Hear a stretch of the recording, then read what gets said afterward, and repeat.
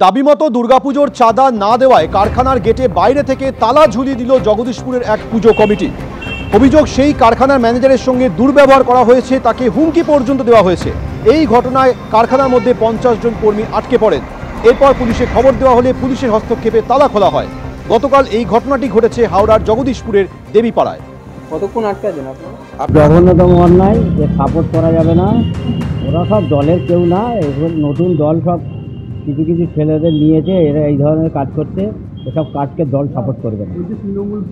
এসব তৃণমূল কর্মী হতে পারে, হয়তো কেউ নিয়েছে ওকে সাথে, কিন্তু এরা আগে ছিল না। 21-এর পরে এরা গজিয়েছে। এরা এই সমস্ত দলের সাথে এদের কোনো টার্মস নেই মনে করি, আর দল এসব জিনিস সাপোর্ট করবে না। খুব জঘন্যতম কাজ, দল এর জন্য যেটা শাস্তি নেবার দরকার নেওয়া উচিত বলে মনে করি। বর্ধমান স্টেশনে পদপিষ্ট হওয়ার ঘটনা, ট্রেন ঢুকতেই হুড়োহুড়ি পড়ে যায়। 4 এবং 5 নম্বর প্ল্যাটফর্মের মাঝে নামা ওঠার যে সিঁড়ি, সেই সিঁড়িতে হুড়োহুড়ি পড়ে যায়। পদপিষ্ট হওয়ার ঘটনায় অন্তত 7 জন আহত হয়েছেন। দেখছেন সেই ছবি।